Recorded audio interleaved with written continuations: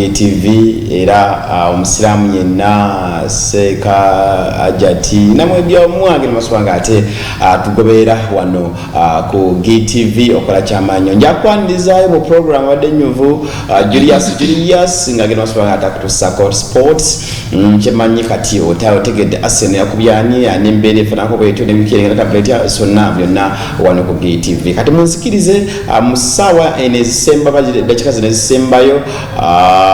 batugenda ate kati tugakwaya ya mukono mugenyi wafuna kuno olwalero okulabanga buli kimu kitutambulira bulungi onaku olwalero ndi ne Seka Ibrahimu Semakula Seka agenda kubatubuza koko lunaku Ramadan ate lunaku lwa Juma tuli mu Ramadan omwezi omutukuvu ogwokusiiba omwezi omutukuvu guno tulimu agenda kubatwaya yamuko kitulina okukola nembere fanaka bwetyo fena tufe ekifaananyi kituufu naddala omusiraamu agenda masubanga ate asiiba embeera yonna okulaba nga etambula bulungi Seka asugera masubanga ate obuuza kuba tulaba ku GTV ate oluvannyuma tubambage. Assalamu alaikum wa rahmatullahi wa barakatuh. Muri mutya yonna abatulaba Ramadhani mubarak. Omwezi gwe tulimu gwegunwa omwezi ogw'omukisa naye nga guseeyeeya ku kaseera kano kwe tuliko guli mu kuseeyeeya era nga tuli mu nnaku 10 ezisembayo ate kati tuli mu 10 tuli mu 5 ezisembayo naye manya nti al amal bil hawatin akaato kafa magoba yenna buli mulimu gwonna gwoba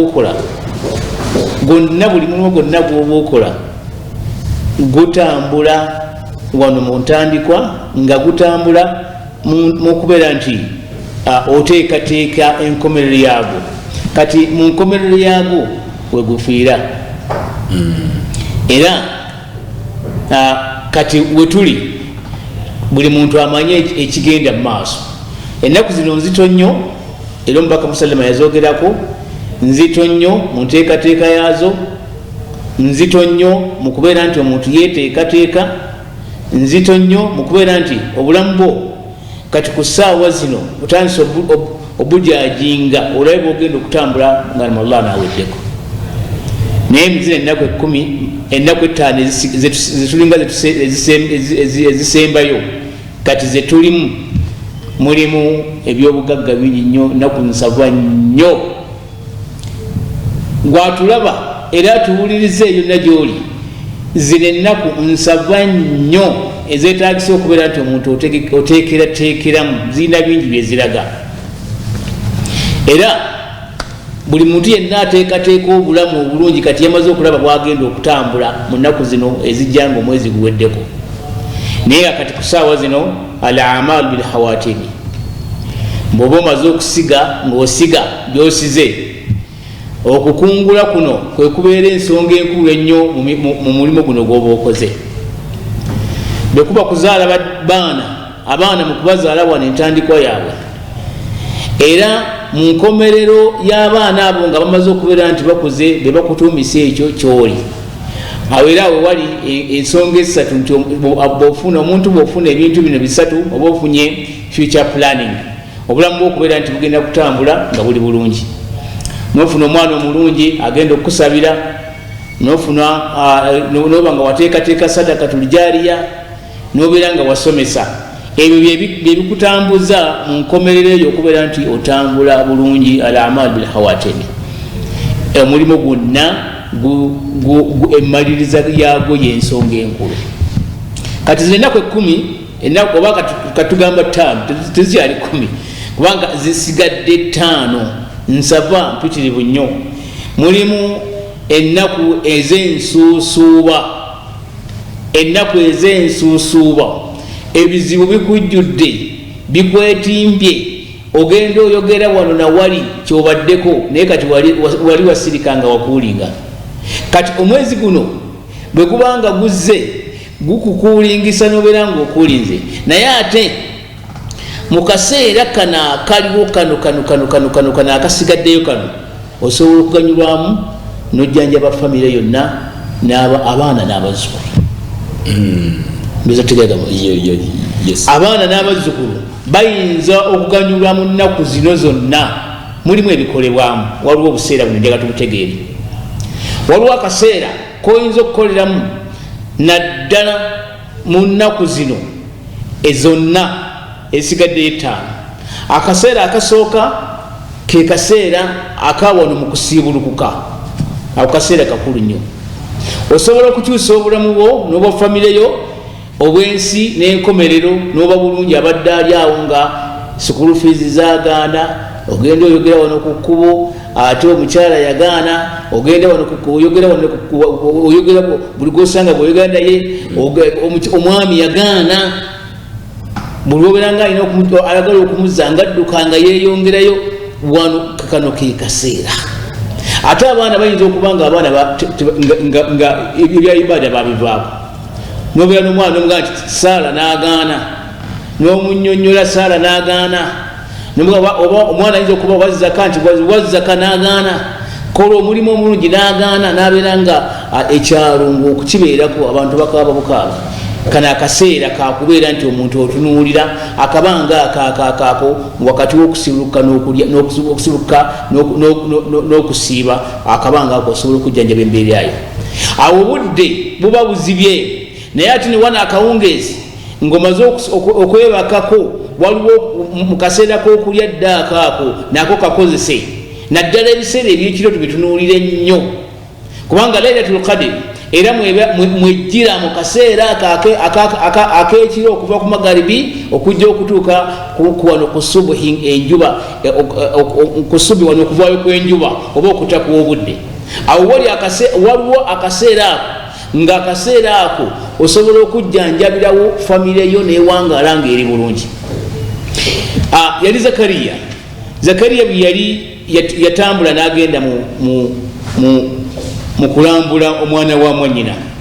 n'amusanga mu Baitul Maqdis nga budde bwa kiro. Naye Zakariya bali ayagala okutereeza famire ye, ekiro ekyo kimu kyali eraka 2 ze yasaala. Bw'amala okuzisaala ekiro ekyo ng'azukuseka ekiro mu kiro ekyo, era eddakiika 2 zaamukoolera okubeera nti yafuna omwana gwe yali ayagala. Allah n'amuwa omwana nga sayyidan wa khusula, nga n'erinnya kwolwo lwennyini lyatandika okubeerawo erya Yahya. Kati obulamu bw'emyaka gye yali amaze emyaka 9+, emyaka egyo gye yali amaze ne gibeera nga ginunuddwa mu kabanga katono nnyo. Teweebaka mu kaseera kano akasigaddeyo. Tunuulira kano akabanga akasigaddeyo nga mwogende okwenunulire nga nunuziyo chansiyo okujjukiza okwolwayo. Kati wano wendi wano benvaawo tandika okunoonya obudde obwo, naddala obudde obwakawungeezi obwo paka ku makya ng'obudde we buteera. Tandika okubunoonya obudde obwo bunobunoonya, mwe muli okubeera nti osobola okutereeza famire yo n'otereeza amakaago muno mu nsi ne mu nkomerero. Abaana bagaana, ne school fees zigaana, buli kimu ne kigaana, n'obeerawo nga buli kyokwatako kigaana, n'ibada nga zikukaluubiriza. Zino ennaku esigaddeyo zikozese, obeere nga oteekerateekeramu obulamu bwo bubeere nga buli bulungi. Mulimu zikiri omubaka Muhammad sallallahu alaihi wasallam gye tuyigiriza nga ya bbeeyi nnyo, kubanga ye ekulaga nti abantu bonna muno mu nsi, ffenna mu nsi tuli bantu bajeemu, tuli bantu basobya, tusobya wano na wali. Osobya munno, n'osobya muganda wo, n'osobya mukwano gwo, n'osobya Allah, n'ogenda ng'osobya wano na wali. Naye mulimu zikiri oba dua gy'osoma mu nnaku zino 10 naddala. Kati mu nnaku zino ezisigadde gy'oyinza okukozesa era nekkolera kyekimu kyennyini obulamu bwo ne butereera muno mu nsi, n'obeerawo nga tokyalina kuwankawanka, stress ne zikendeera, ebyo badde weeraliikirira ne bikendeera, abaagala okunyagako ebibyo ne bakendeera, bonna ne bakendeera. Naye osobola okukozesa zikiri eyo mu kabanga kano. Tujogera bwogezi naye obukulu bwayo nkulu nnyo, kubanga erimu ensonga ziri 3. Bw'ogikozesa zikiri eyo, Allah akugaidinga obutamunyiiza obutamunyiiza mulimu Allah akugaidinga obutamunyiiza ate nga lwoba nga tomunyiizizza manya nti ebyo bigenda kubeera nga biterera bulungi nnyo fakultu stagfiru rabbakum innahu kana ghaffara kana kabanga kakusaba Allah kusonyiyibwa naye nga zikiri eyo okuba ogikozesa ekisookera ddala Allah akugaidinga obutamusobya ate nakugaidinga bwoba omusobezza nobeera nga ate akuwa amagezi agamugamba nti nsonyiwa ate ekyokusatu abeera nga ate bwoba omugambye nti nsonyiwa era okimugamba mu ngeri y'okubeera nti oyagala otaasibe mu mbeera eyo yezikiri yegamba nti allahumma innaka afuwun tuhibbu lafwa fafu anni ayi Allah oli musonyiyi gogaba ekisonyiwo ng'omuntu bw'anaabeera nga abadde luzira emyaka 30 bamusalidde n'ogwokufa nojovaayo olunaku bamaze okukusalira n'ogwokufa nojovaayo omulamuzi nagamba nti wejjeereddwa kati afuwa kubeera Allah aba akwejjeereza kyekyo kyoba oyagala naye ani gwosinga okubeera nti oyagala okusinga Allah okubeera nti akwejjeereza kati zino ennaku zakweyozaayozaako zakweyozaako nfuufu zakweyozaako biki ebiganye zino ennaku era akaato nabagambye nti akaato kafa ki fe twalinyanga amaato naye nga ogenda okuva saidi yeri ye Tanzania gyotuuka esaidi yeno nga akaato wano kaba kagenda okudookingira wano awobeerawo obuzibu bungi nnyo era buli muntu yatuulanga ku mugugu gwa munne ennyanja bwetaama osobola okukasukayo ebirala mpulira okay azeze ensonga akyekumide ako GTV akyemmanyi otambula wamu naffe era kyemmanyi ogenda masuba nga ate ofuna ekisinga wano wonna okulaba nga bukimu kitambula bulungi nnyo omusiibi yonna gy'oli akyemmanyi kati otandise okwetereeza tusigazzayo ennaku kati ennaku za ku ngalo ettaano ezisemba zino eno kyekiseera tugende masuba tuwangula embeera kyekiseera tukwate ekyo kyetusimbye ennaku 24 kati kigina kubeera kya buswavu leero hagiseeka atogera baneka nfune ku kyokunywa nywe nedda kyekiseera tukole ki tuyimuke paka tumalirize aseeka okonyeko ku nnaku 24 tusigaze ennaku 5 kumpi omusiibi amaanyi agateekera ddawa kubanga kyekiseera afune empeera twagala mpeera omusiibi amaanyi agateekewa kati amaanyi walina okugateeka amaanyi muzino ennaku zonna ezisigadde zonna consultant yatuwa amagezi kubanga mubimu kubireeta society okubeera nti efa nebulamu okubeera nti bufuna stress bweraliikirira buli kimu kyonna neibada nezikulema busungu era olaba emizikiti gyonna gyejjudde obusungu emizikiti gyonna gyejjudde obusungu kwagala kubeera nti abantu baagala kutta shaitaani ejjanga ezze kutta mirimu gy'abantu balala lwa busungu buno era osanga nga kuyombagana kukola kutya buli muzikiti mulimu opposition kakati akabanga kano era okasanga nga mu bimu ku byalimu kwe kubeera nti katugaidinga ku ngeri y'obusungu obwo Omubaka sallama yali agenda kubuulira basahabi bano alaihim ajmain ng'agenda bannyonnyola olunaku olwa Lailatul Qadri nga kyekimutwala abannyonnyoli n'asanga abayomba wano abanyigaganye onayogera bino amaaso gamyuse etayi bayikutte agenda okukyuka okudda kuba n'abanyize abayombaganye abeerangira abakola ki agenda okumala okubataasa nga takyajjukira lunaku awaliwo rahma era mubimu Allah byatuleetera atuleetera ekintu nga golabanga ekyokukunyigiriza naye ate nga kigazi nga kikomayo kigazi kati okusanga nga bano najja n'amala okubataasa mwalimu hikima mwalimu ne rahma gyetuyinza okubeera nti ate gyetwebaza kubanga baali banyiize era nga mulimu ekiraga nti okunyigaŋŋana era kati bebigenda okuddawo mwezi ogwaraballaabo betegese dda nti nze oyagenda kundaba ndako mwezi gugwe oyagenda kundaba nze yankola kino naye nze saamusonyiwa kati mbadde muzikiriza okubeera nga ndi bweti olwokuba nti omuzikiti olwokuba nti Ramadhan akyaliko mpulira eyo step neggwa kati nekitulaga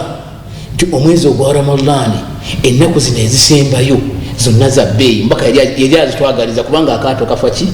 magoba al-a'malu bil hawatin.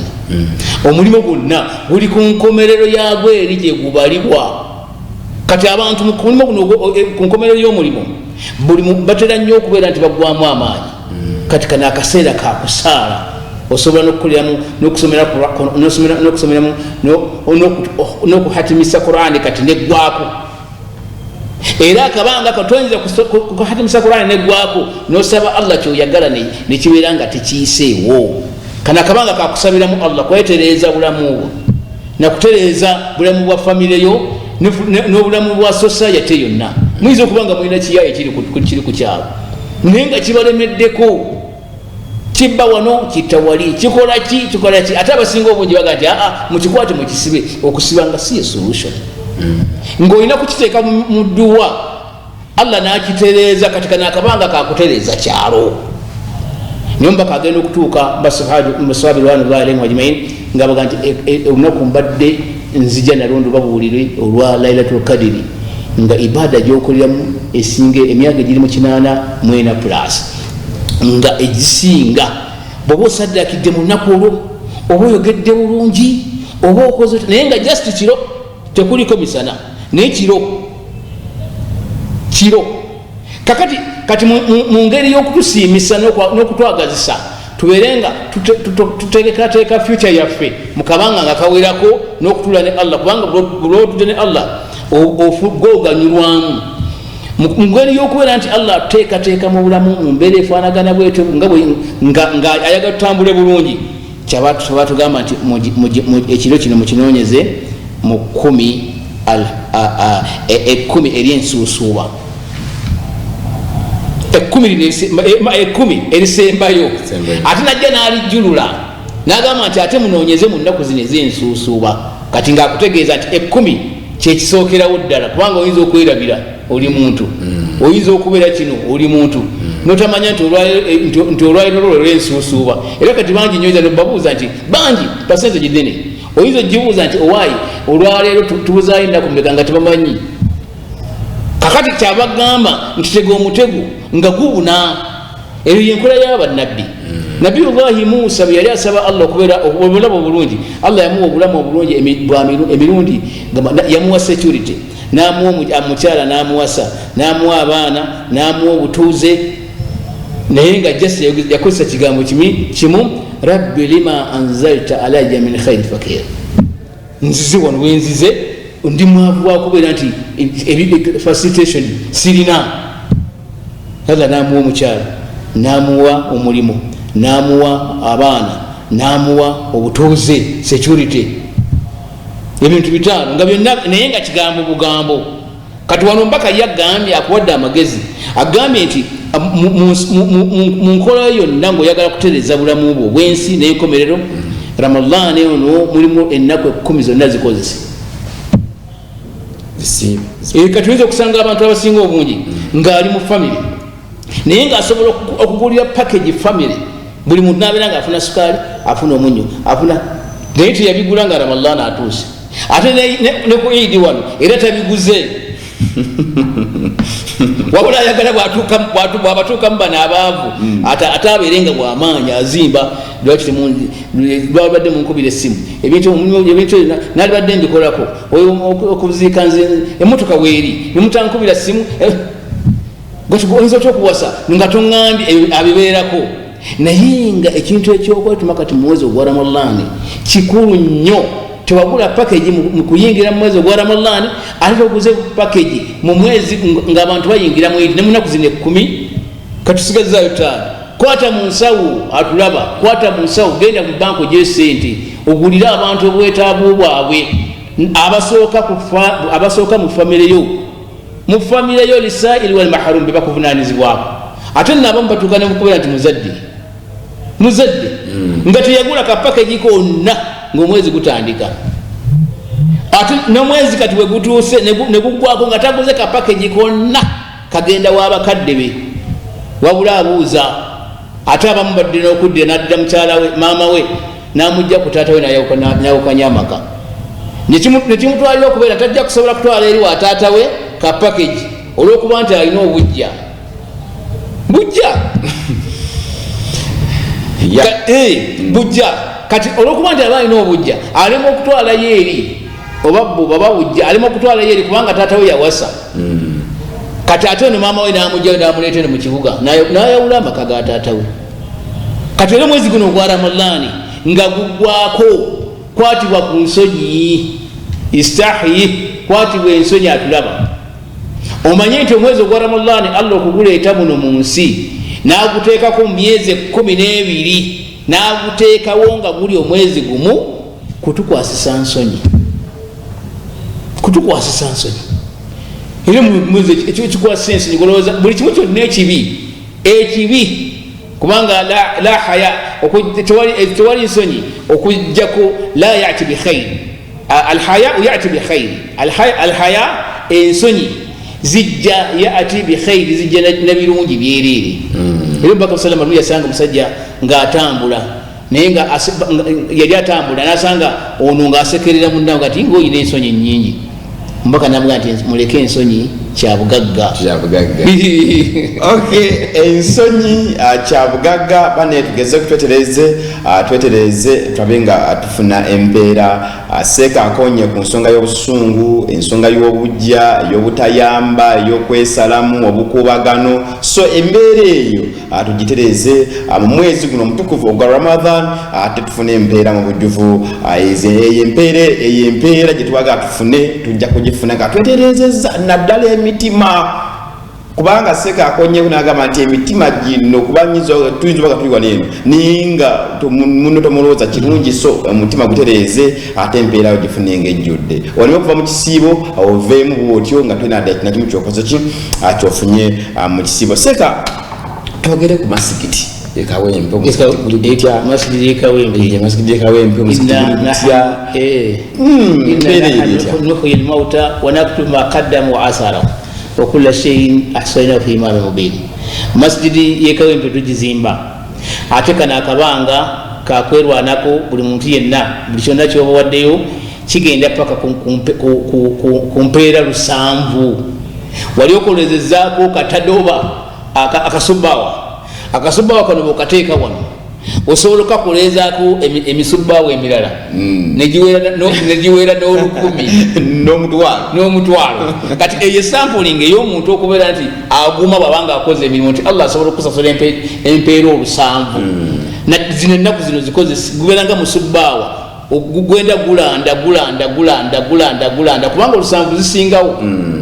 kubanga okigezeza ngaomusubbawa guno oguteekako naguteekako 7 lusingawo kati kana akabanga kakubeera nti kwenyagira mpeera naye kawempe twetaaga seminti ye tumwetaaga ku masjidi ashaibu albirri wattakwa kukataka masjidi eyo ttaka lya byafaayo era lya ttaka eryasooka okubeera nitendeka bamashayikhi 32 wano mu Uganda Seeka Swaibu Semakula ng'atendeka abawalimu okubeera nti babeera nabo beetengera batandika okubeera nti bakola emirimu gy'eddiini era awo yali senta nnyo mu mbeera y'okubeera nti tuweereza obusiraamu buno butambula kati bwe twataddewo masjidi twetaaga amabaati kati yeguledi giringa tugendako twetaaga amabaati era twabali tulowooza nti tusobola okugaba obubokisi kubanga masjidi yetu tugizimbye nga tukizimba tulowooza si kulowooza nga tuli basanyufu lwa nsonga nti Allah yagiteekawo tubeerenga ow'ekikumi ow'ebitaano ow'omutwalo ow'emmeka bonna bakola ki baparticipatinga mu kuzimba naye asobola okuleeta omugagga nagati kati nzimbye nekiggwa naye tugizimbidde ebbanga ddene naye nga mpola mpola kubanga ahabul amali ilallah adwamuhu inkalla omulimu Allah gajja asinga okwagala gwe kubeera nti ogukola n'ogenda akagenderere mpola kati osanga nti ensawo ya sementi yesa waliwo omukyala atusanyusa nnyo buli wiiki abeerawo n'ensawo za sementi 2 ng'azireeta n'aziteekaawo neyetambulira talina kyayagala kirala tayogera so nga ate ebintu ebikwatagana ne sadaka okuwaayo okuyambagana kyabbeeyi twetaaga sementi twetaaga kati amabaati munda muno twagala kutandika kukola mutalazo nazo zibeere nga tuziteekamu ne kapeti omusenyu masjidi nene era omuntu yalibadde nze nsanyusa nnyo singa azze nagati nze n'atuukawo nagati nze kulambula ku masijidi ate ekyo kitukolera kubanga tuba tukiraba nti ateekayo ebirowoozo naye waliwo ate abalala nga ye talina senti nga ye talina naye ate nga alina omutima omulungi omanyi omutima omulungi aza gusasulira okuwanikira munne emikono ng'owanikira munne omukono ng'otegedde gundi ali bubi ekyo nakyo ebintu ebitereeza ebyenfuna by'abantu okubeera nti bali bulungi omuntu gundi ali nomuwanikira emikono abeere bulungi kati mutonzi wange fulani Abdallah ali bwati ne bwati ne bwati naye embeera nkusaba ogitereze gosooka okufuna tokiwulidde bannange abasiibi nawo kakulu kubanga ebyo ebimu kubitereeza obulamu bwabwe kati Allah asasulira omulamu omutima ogwagaliza toyinza kusigalawo kyobanga nti era ne bezibeera dduwa abantu bonna abakkiriza abali mu nsi abaafa n'abalamu bobasabira nti Allahumma ghfir lil mu'minina wal mu'minat wal muslimina wal muslimat bonna ate empeera zaabwe ozifuna naye nga ebyo byonna Allah kusasulira mutima gw'omulungi kwagaliza kati Allah okumwagaliza abaddu be babeere nga bajja mu muzikiti bagire kati nowanika emikono kati mutonzi waffe omuzikiti guno yongera abantu abaguteekako ebyetaago okugumaliriza kubanga tugumaliriza tetwetaaga okuteekako olimbo tuteekeko abasiraamu abapewo babeera kubanga ate abasiraamu abapewo kyekyali badisooka n'okusooka kubanga omusingi gwekyo ogwawo guli ku basiraamu nnyo abapya kutambuza ddiini naye nga omulanga gugamba nti ennaku zisigaddeyo 5 ayama maadudaati zikozese katono nnyo ng'osiba lwakadde ensonga ziba nnyingi naye olwakadde tusabukirize ate seeka atusiibule olala tujja kugenda maaso ate tutumukomyawo siibula alhamdulillah yonna gye muli mbatumira bannakawempe kale batandikira ne famire yange mukyala abaana famire yange bannakatuumu baana basekasobisemakulu n'abazzukulu famire yange sekaserwadda kitosi kalungu nabo bonna bwentu ndyawo makkati awo mwenna mbatumira era nga mbakubiza nga mbaga nti emirimu gy'eddiini kikulu nnyo kagaba buli omwekunganga buli bobanga okubiriza bunno okubeera nti kola mulimu gwa ddiini kwe kubeera okwagaliza okwa famire era nga mbagamba nti muleete byonna bye muleeta mubireete ku masijidi tubyetaaga awo ekawempe ne development zeetaagisa nnyo mu busiraamu ekyokubiri era kyembakubiriza basiraamu tuwangaale mizikiti tuleme gifuula kugamba nti byabufuzi oba byaki tuwangaale nga muzikiti tuteekerateekerawo bulamu bwaffe obwenkomerero na wano era tubeere nga buli muntu waba oyingidde masijidi manya nti oyingidde masijidi bwekuba kuyomba muyombere ebbali naye wano masijidi mukireke muleme kuyomba era ekirala kyembakubiriza nti istahyu min Allah buli kimu kyonna kyokola ekisembayo buli kimu kyonna kyokola kikole nga omanya nti ensonyi zigenda kukwatira Allah nokukwatira abantu nomubaka musama bwonaba nga tokwatibwa nsonyi ojja kuba ogudde Kurenteka ennungi ntambudde wamu ne woman producer